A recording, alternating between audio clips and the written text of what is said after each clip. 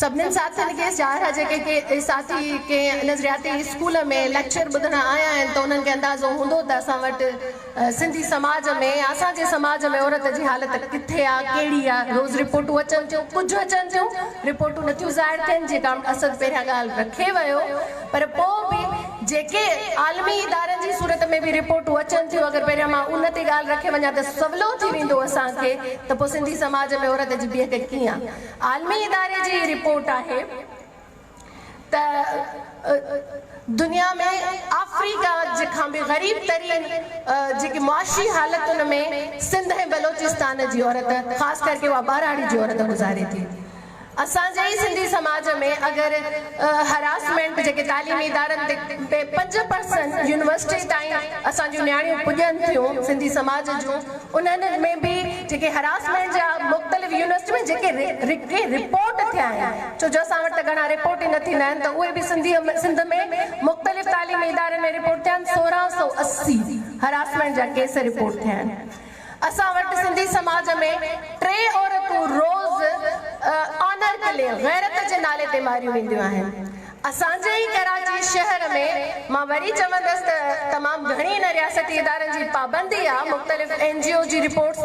HRCP जी report ऐं media जी report ते पाबंदियुनि जे बावजूदि सिर्फ़ु ईदी जी रिपोर्ट कराची शहर जी आहे त 1000 नंढड़ियूं ॼावल नियाणियूं असांखे गंद जे ढेर मां लाश मिलंदा आहिनि हर साल। ऐं जेको एबॉर्शन जो रेशो आहे ॼम खां अॻु में ई जेके असां वटि सिन्फ़ जी बुनियाद ते असां मारे छॾींदा आहियूं, जीअं एबॉर्शन मतिलबु ख़बर पवंदी आहे त असांखे नियाणी आहे त पोइ एबॉर्शन थींदा आहिनि त उनजा त को अंग अखर ई असां वटि सिंध में मौजूदु कोन्हनि। असां वटि जीअं नस्ल कशी, क़ौमी नस्ल कशी थींदी आहे न, जीनोसाइड जंहिंखे असां चवंदा आहियूं, सिन्फ़ी बुनियादनि ते हाणे नवां इस्लाह इहे पैदा थिया आहिनि, छो जो एतिरी बर्बरियत असां वटि पैदा थी आहे औरत जे ॼम खां अॻु में मारण जी, जेके ॼमजनि थियूं उन वक़्तु मारण जी, ऐं पोइ वरी जेके ॼमी बची असां वांगुरु समाज में जीऊं था उते जेको असांजी हालत थिए थी। 93% औरतूं असां घर में मुख़्तलिफ़ पंहिंजे ई घर जे भातियुनि जे हथां तशद्दुद जो शिकार थींदियूं आहियूं, जंहिंमें मां सूदे ते सभु वेठल औरतूं इहो इनकार नथियूं करे सघनि त असां उन 93 में न हूंदियूंसीं, असां सभु उन में मौजूदु आहियूं। उन्ही सिंधी समाज में हाणे हिकिड़ो नओं लफ़्ज़ पैदा थियो आहे त फेमिनिस्ट पर्सपेक्टिव खां जेंडर जे हवाले सां जेके असांजी जीनोसाइड थिए थी औरतुनि जी, त उहा बि हिकिड़ो इस्लाह लफ़्ज़ पैदा थियो आहे त फेमिनिसाइड, त असांजी बि हाणे नस्ल कशी थिए थी औरतुनि जी असां जहिड़े समाजनि में। हाणे इहे या मुख़्तलिफ़ वाक़िया था अचनि, ट्रॉन मूवीज़ जे मामले में सर्च कंदड़ जेको फेसबुक जो रिपोर्ट आहे त पाकिस्तान सब खां वधीक सर्च कंदड़ ट्रॉन मूवी सर्च कंदड़ असांजो ई मुल्क आहे, त उन मां असांजी नफ़्सियात सम्झ अचे थी। असांजे ई समाज में जेके चाइल्ड एब्यूज़ जा केस था अचनि ऐं जेके घणे भाङे उहे अंग अखर असां ॾिसंदासीं त ख़ानदान, फैमिली फ्रेंड, ख़ानदान जे वेझा दोस्तनि जे हथां असांजे ॿारनि सां जेके जिन्सी ज़्यादतियूं थियनि थियूं, जंहिंमें नौजवान मिसाल 16 सालनि जी उमिरि ताईं छोकिरा बि आहिनि, नियाणियूं त आहिनि ई आहिनि। उहा बि रिपोर्ट असां वटि 2-3 ॾींहं अॻु में आई आहे त उहे तक़रीबन 17,000 खां मथे केस मौजूदु आहिनि जिन सां ॿारनि सां जिन्सी ज़्यादतीअ जा शिकार थिया आहिनि। असां वटि सिंधी समाज में मुख़्तलिफ़ हालतुनि में मिसाल 2 सालनि जी ॿारड़ीअ खां वठी असां वटि कराचीअ जे कब्रिस्तान मां जेकी रिपोर्ट आई त 48 औरतुनि सां मौल, नौजवान औरतुनि सां मौल औरतुनि सां रेप थियो, त इहो बि असांजे सिंधी समाज जी हिमल बर्बरियत जी शक्ल। इहे वाक़िया न आहिनि, इहो असां ईअं चओ त इहे इत्तफ़ाक़नि के वाक़िया था थियनि, मां इन्हनि खे ईअं इत्तफ़ाक़नि वाक़िया न सम्झंदमि। इहो असांजे सिंधी समाज में मां सम्झां थी त क़ौमी, सिन्फ़ी ऐं तबक़ाती अणबराबरीअ जी निशानदी आहे त असां क़ौमी जबर जो शिकार आहियूं, असां फिदरशाहीअ जी हाणे बर्बरियत जो शिकार आहियूं, ऐं असां तबक़ाती जेकी अणबराबरी जेकी आहे जंहिं ते न्यू लिबरलिज़म ते ॻाल्हाए चुको, उन जी बदतरीन शक्ल में सिंध गुज़ारे पई। हे उन जो इज़हार आहे, इहो हिकिड़ो इहो उन मां सम्झां थी इहो आहे, इहे वाक़िया न आहिनि। उनखे वरी ॿी सूरत में ॾिसिजे त असां इन्हनि वाक़ियनि ते या असां इन मामलनि खे इहो सियासी अंदाज़ सां छो नथा ॾिसूं। मुखाग में मुझा बई उस्ताद कामरेड नगर भी है, कामरेड रमज़ान कल्हाए वियो लतीफ़ ते, ऐं वो लतीफ़ असांजे सिंध जो ही आहे, ऐं असांजी सिंधी उन अदब जो ऐं औरत जे सवाल ते या फेमिनिस्ट पर्सपेक्टिव खां जेकी शाइरी आहे उन जी उन जा मुख़्तलिफ़ पासा ॿुधाए वियो। उन समाज हाणे मां नथी सम्झां त उन सिंधी समाज में असांजी हाणे औरत जी उन शाइरीअ सां रिलेटिव करे सघूं था। हा, उन दौर में बि बरबरियत पिदरशाही हज़ारनि सालनि खां लागू आहे। हिकिड़ी कल्चरली असां वटि पिदरशाही हुई, पर हीअ जी मुनज़्ज़िम अंदाज़ में पिदरशाही असां वटि रियासत लागू कई आहे ऐं पोइ असांजी सोच ठाही आहे। आम फहम आम माण्हूअ जो जेकी सोच पिदरशाहीअ जी तरफ़ां, छो जो मां पिदरशाहीअ खे निज़ाम थी सम्झां, उन में ॿई शिकार मर्द बि मायूं बि, उन में मर्द पंहिंजी उन हाकिमियत जो शिकार जी जावेद ॻाल्हि करे वियो त उनखे उन पंहिंजी हाकिमियत जी ग़ुलामी जी ख़बर नथी पए। असां त सिधो सिधो ज़ुल्म जो शिकार थियूं था। त मां सम्झां थी इहो पिदरशाही सिस्टम जो सवाल आहे, इन निज़ाम जो सवाल आहे, इन अणबराबरी जो सवाल आहे। जेके अणबराबरी असां पंहिंजी क़ौमी बि ॾिसूं था, जेके अणबराबरी असां पंहिंजी तबक़ाती बि ॾिसूं था, ऐं जेकी अणबराबरी असांजी पिदरशाही जे हवाले सां बि आहे। त मां उनखे ईअं थी ॾिसां, ऐं पोइ असां वटि आम सोच फहम इहो ई थींदो आहे त जंहिंसां ज़ुल्म थींदो आहे चवंदा आहियूं त उन जो ई ॾोह हूंदो। अगर असांजी क़ौम पंहिंजनि रिसोर्सिस जे लाइ, पंहिंजनि हक़नि जे लाइ पाण चवंदी त इहे असांजा आहिनि त पोइ उहे गद्दार थींदा। इहा रियासती नैरेटिव असां वटि लाथो वेंदो आहे। अगरि औरत सां का ज़्यादती थींदी, दुआ मंगी अगवा थींदी, निमरता ख़ुदकशी कंदी, नाइलारिंद जो वाक़ियो थींदो त पक उन्हनि जो पाण उन्हनि जो मसइलो आहे। उहे न असां आम फहम में इहो ई थींदो आहे। जेको तव्हां ॾिठो सोशल मीडिया ते जेके मुख़्तलिफ़ राया ऐं इज़हार असांजे अॻियां आया, उहो उनजो सबबु छा आहे? हिकिड़ो त बुनियादी सिंधी समाज में मां सम्झां थी असां वटि इहो सबबु आहे त असां फेमिनिज़म खे या औरत सवाल खे सियासी सवाल सम्झूं ई नथा, या इन पंहिंजे समाज जे इन अणबराबरी जे सिस्टम में या निज़ाम में उहो बुनियादी तज़ाद सम्झूं ई नथा। असां वटि सिंध में त घणे भाङे क़ौमी धारा जी सियासत जमहूरी हवाले सां बि थी, पर क़ौमी हवाले सां हली, पर मुंहिंजी उहा ई ॻाल्हि वरी बि रही। सिंधियाणी तहरीक असां वटि मिसाल सिंध में ई रही, पूरे पाकिस्तान में पर टीं दुनिया में सिंधियाणी तहरीक जो, पर उन बि किथे न किथे फेमिनिस्ट पर्सपेक्टिव खां, फेमिनिज़म मतिलबु औरत जी अख खां समाज खे ॾिसण जी ऐं अणबराबरी हर अणबराबरियुनि खे ॾिसण जो सवाल आहे। त उन अंदाज़ सां असां वटि सियासत कोन थी आहे। इहा औरत सियासत खां कटी वई आहे, ऐं उनजा सबब बाक़ाइदे बुनियादी तौर ते हीअ रियासत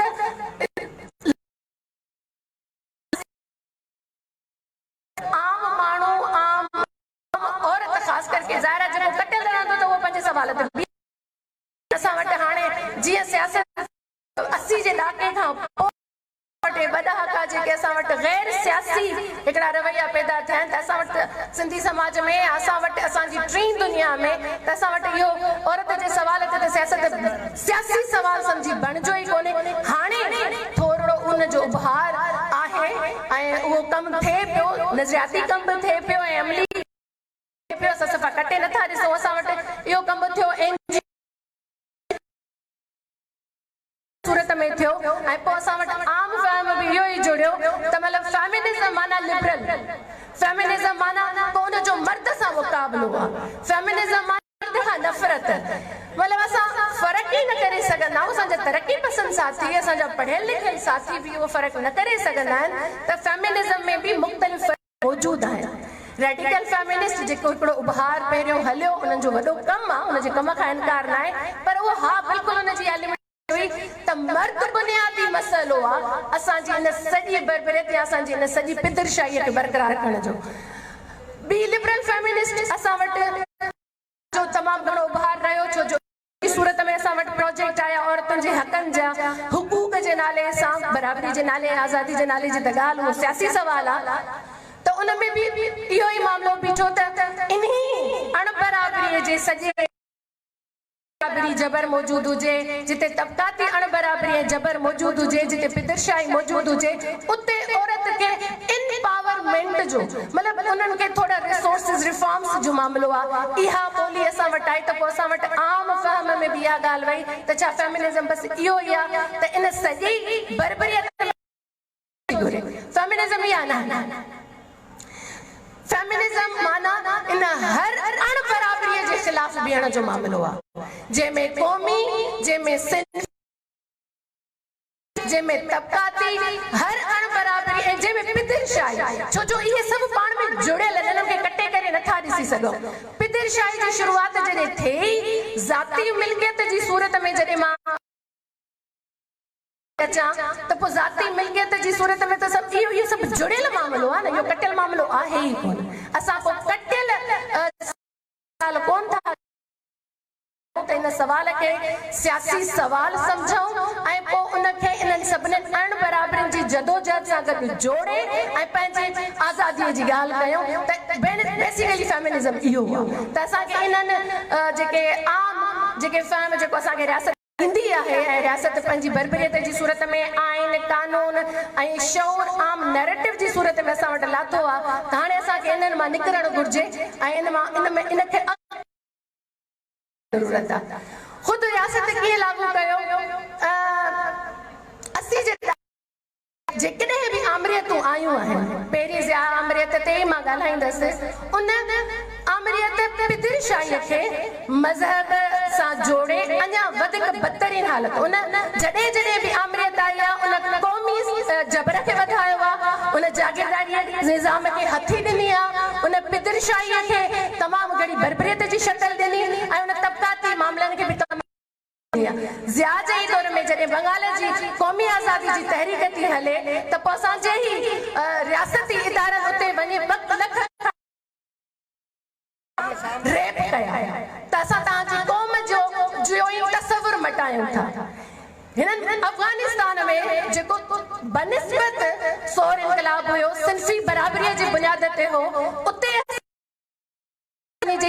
जेकी बरबरीअत ऐं ज़ुल्म ऐं मज़हबी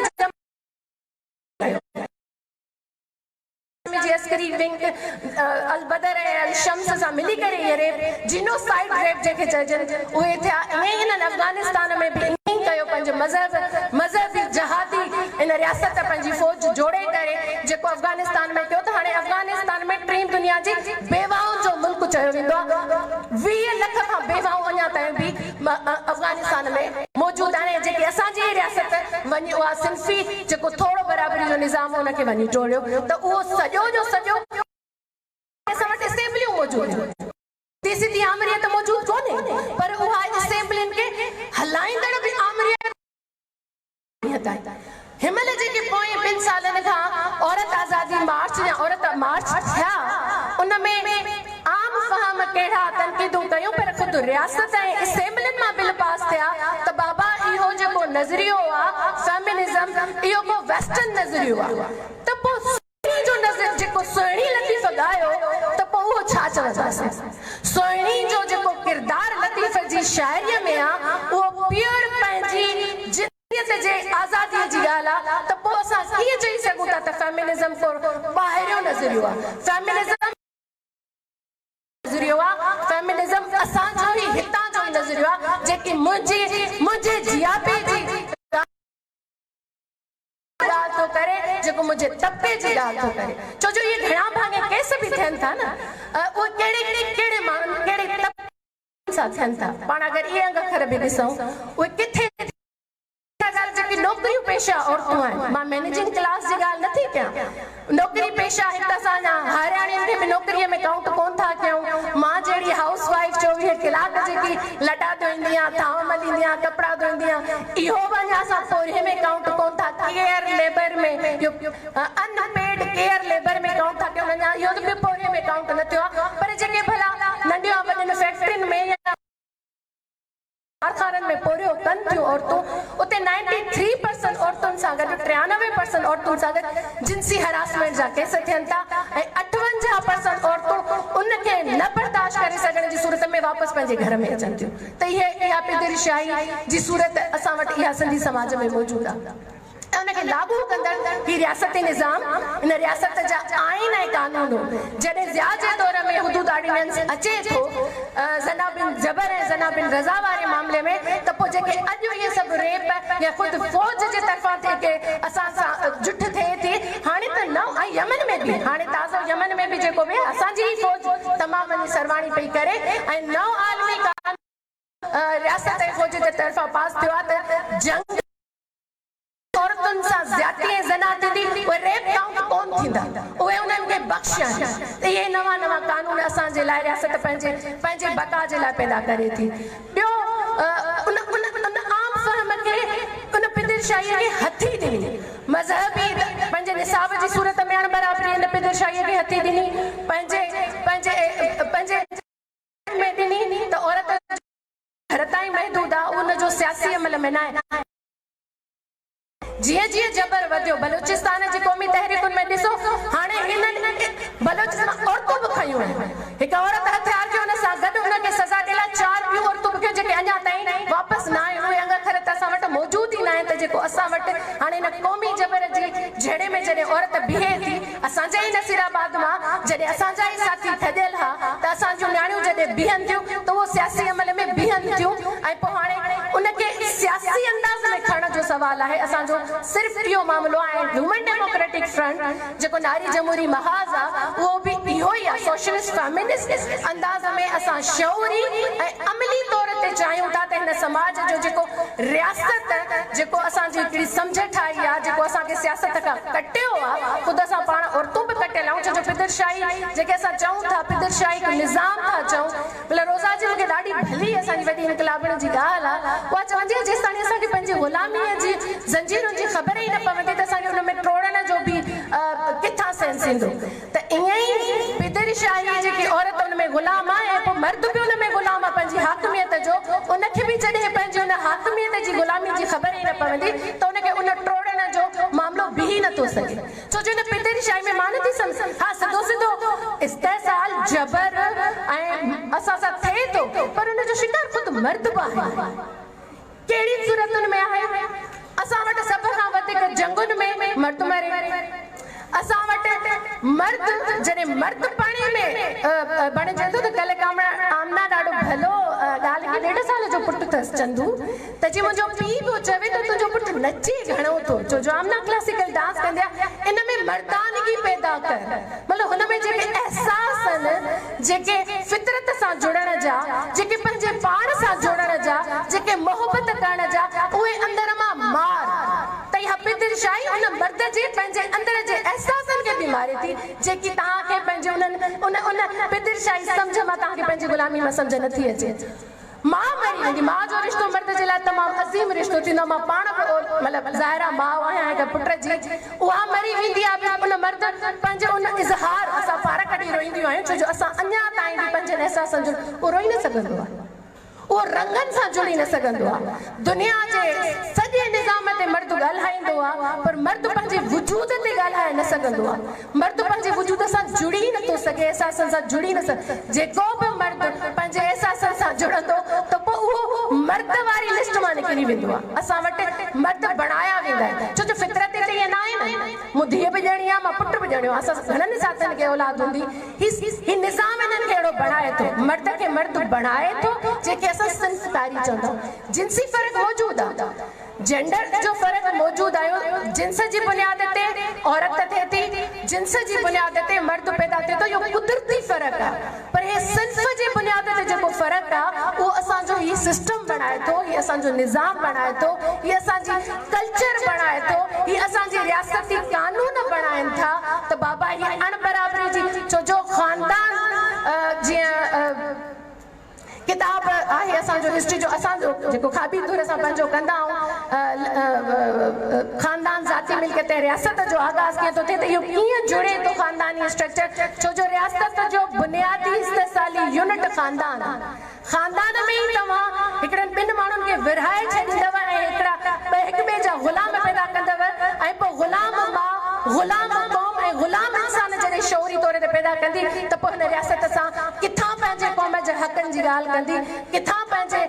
तबके जे हक़नि जी ॻाल्हि कंदी ऐं पोइ असां ॾिसूं था त मुख़्तलिफ़ जॾहिं खां मज़हबी नैरेटिव वधियो आहे असांखे अञा वधी ज़हनी ग़ुलाम बणायो वियो आहे उन खां पोइ ॾिसो था त वाक़ई में असांजी सियासी तहरीकुनि ते बि केतिरो असर पवे थो, असांजे अदब ते बि केतिरो असर पए थो। लतीफ़े जहिड़ो अदब उन दौर में जॾहिं पैदा थियो त इहा जेकी पिदिरशाही जी जेकी मुनज़्ज़िम बदतरीन शक्ल हुई, उहा जेकी रियासत आइन कानून निसाब जे हवाले सां जेकी असां वटि लागू कई, उहा उन वक़्तु उन अंदाज़ सां लागू कोन हुई। उते उन वक़्तु अवामी मज़ाहिमती तहरीकूं मौजूदु हुयूं, उन्हनि तहरीकुनि में ख़ुदि औरत मौजूदु हुई। उन में असां वटि मिसाल भाई बख्तावर जो मौजूदु आहे। मतिलबु इन्हनि बुधा जे तौर जो मिसाल खणूं था, जॾहिं बुधा खे निर्वाणन जे लाइ निकिरे थो त उहा बुधा जी मासी सां गॾु 500 औरतूं, हीअ असांजी हाणे पाकिस्तान, हिंदुस्तान, नेपाल, भूटान, अलॻि अलॻि सार्क एशिया जा मुल्क बणिया, पहिरियां त इहो गॾियल खितो आहे, त उन दौर में बि 500 औरतूं बुधा सां गॾु हिन समाजी अणबराबरी जी निर्वाण लाइ निकिरनि थियूं। त असांजे कल्चर ही जेको मज़हबी नापसंदीअ खे हथी वठाई असांजी रियासत, उन खां पोइ पिदिरशाही अञा पंहिंजी बर्बरियत वारी बदतरीन शक्ल इख्तियार कई ऐं पोइ असां उन पिदिरशाहीअ खे पंहिंजे अंदरि ताईं घर ताईं खणी वियासीं। ऐं पोइ वरी न्यू लिबरल पॉलिसीज़ जे तहत जेके NGO जे तहत असां वटि वरी फेमिनिज़म जो सवाल खयो वियो, त उन सवाल खे अञा वधीक पिदिरशाहीअ खे बरक़रार कयो। घरू तशद्दुद, मतिलबु घरू तशद्दुद, डोमेस्टिक वायलेंस, इहो लफ़्ज़ इस्तेमालु थींदो। मां एज़ अ सोशलिस्ट फेमिनिस्ट इन लफ़्ज़ खे ई गैर सियासी सम्झां थी। मतिलबु घरू तशद्दुद इहो घर जो मामलो आहे ऐं उनजी सज़ा बि, हा कुझु कानून पास थिया आहिनि, डोमेस्टिक वायलेंस जा कानून पास थिया आहिनि, पर दर खां ॿाहिरि धक ऐं तशद्दुद जो सज़ा बि आहे। घर जे अंदरि औरत सां गॾु तशद्दुद ऐं धक जी सज़ा बि आहे। ख़ुदि रियासत जे कानून बरक़रार थो रखे न पिदिरशाहीअ खे। इवन एतिरे ताईं जो मां इहो मिसाल ॾींदसि त ॿियो जी मुआशी तौर ते बि मामिलो अचे थो त हिननि जो जावेद ॾाढो न्यू लिबरल पॉलिसीज़ ते ॾेखारे वियो आज़ाद। हिकिड़नि पासनि ते त चीप लेबर जी सूरत में असांखे औरत खपे थी, उहा ॿार घर खां निकिरे, पर हिन निज़ाम में उन पिदिरशाहीअ जो मामिलो बरक़रार आहे त पोइ उहा कीअं शिकार थिए थी, ख़ुदि रियासत थिए थी। बलोचिस्तान जो मां यूनिवर्सिटी जो मिसाल ॾिंदमि। मां अॻे महीने वई हुयसि, 5000 हरासमेंट जा केस औरतुनि जा साम्हूं आया, जंहिंमें ख़ुदि इदारो ऐं उतां जी रियासत, छो जो जेतिरो बलोचिस्तान ते कंट्रोल रियासत जा, उहे इदारा उन में शामिल आहिनि, उहे उन खां कटियल न, इहो पाण हथी वठाए इन सॼे निज़ाम खे बरक़रार रखनि था। सो इहो मामिलो ईअं थो बीहे, कजे छा? हाणे सवाल अचे त कजे छा? वधियो आहे मामिलो असांजे समाज में। मां बेसिकली सिंधी समाज में त इहा ॻाल्हि कंदसि, जीअं जीअं जबर, क़ौमी जबर ऐं तबक़ाती जबर ऐं पिदिरशाही जो जबर वधे थो त पोइ इहे सवाल बि उभरजनि था। इन्हनि सवालनि ते ॻाल्हि ॿोल बि थिए थी, नज़रियाती कम बि थिए थो। असांजी जेतिरी सघ जे वित जे तहत असां मैगज़ीन बि कढूं था नारीवाद जे नाले सां, जंहिंमें इन्हनि सभिनी तज़ादनि ते पाण ॻाल्हि ॿोल बि रखूं था। असां नंढी नंढी तंज़ीम ठाहे इन औरत खे सियासी सवाल बणायो त हीअ क़ौमी आज़ादी जी धारा में पंहिंजो किरदारु अदा करे, जीअं बंगाल जी औरत कयो, जीअं बलोचिस्तान जी औरत करे थी। हीअ पिदिरशाही जे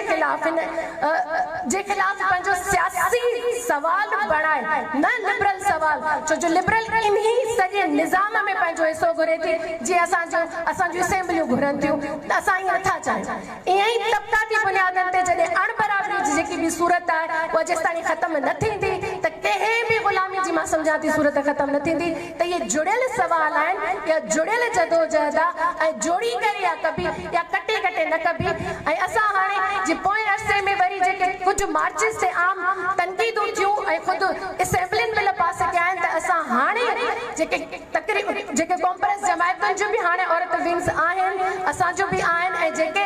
आज़ाद फर्द जेके फेमिनिस्ट पर्सपेक्टिव खां आहिनि, ऐं फेमिनिस्ट मर्द बि थींदो आहे। मुंहिंजा जेके ॿ उस्ताद आहिनि जंहिं मूंखे फेमिनिज़म पढ़ाए, उहे मर्द आहे। हिकिड़ो आसिम आख़ून, शफ़क़त कादरी ऐं इवन बख्शियल बि, इहे मर्द आहिनि। मर्द फेमिनिस्ट थींदो आहे। हिते वेठल मुंहिंजा ॿई साथी बि फेमिनिस्ट आहिनि। त पोइ सिंगार नारी हुई, सॉरी, मुंहिंजा उस्ताद। त इहो असांखे, असां ख़ुदि मायूं न खलाराईंदियूं आहियूं। का बि पढ़ियल लिखियल माई खे पाण खे फेमिनिस्ट न सॾाईंदी आहे। फेमिनिज़म उहो हुजंदी न, मां सम्झां थी त हा इहा अणबराबरी न हुजणु घुरिजे, हा मां सम्झां थी त इहो सभु, पर मां फेमिनिस्ट न आहियां। असांजी यूनिवर्सिटी जूं प्रोफेसर्स तक जो इहो ई रुझान आहे। त पोइ मां उन समाज में मर्द किथां चवंदो त मां फेमिनिस्ट आहियां? त इहो सियासी सवाल खे बढ़ाइण जो सवाल आहे असां मुख़्तलिफ़ औरत तहरीक जी ॻाल्हि असां सिंध में एटलीस्ट जेकी बर्बरियत जी बदतरीन शक्ल इख्तियार करे चुकी आहे त असां मुख़्तलिफ़ औरत तंज़ीमूं जुड़ी करे असां चाहियूं था त हिकिड़ी औरत एमरजेंसी लागू कयूं जेकी इन्हनि मुख़्तलिफ़ तज़ादनि ते सिर्फ़ु 8 मार्च ते न निकिरे पर इहे मुख़्तलिफ़ हिकु मुसलसल तहरीक लाइ जंहिंमें क़ौमी जंहिंमें सिंधी ऐं जंहिंमें तबका थियण बराबरीअ जे ख़ात्मे ताईं असां गॾियल सियासी अंदाज़ में जदोजहद कयूं ऐं वुमेन डेमोक्रेटिक फ्रंट उन तहरीक खे अॻिते वधाइण जे लाइ पंहिंजो किरदारु अदा कंदो ऐं असां सभु मिली करे पंहिंजे हिन सॼे इस्तिहसाली निज़ाम खे ख़तमु करण जे लाइ कमु कंदासीं। महिरबानी। महिरबानी कमरे डालिया असांजो अॼोके हिन फिक्री स्कूल जो ॿियो सेशन जंहिंमें 3 मौज़ू आहे पाकिस्तान में मीडिया जी सूरत हाल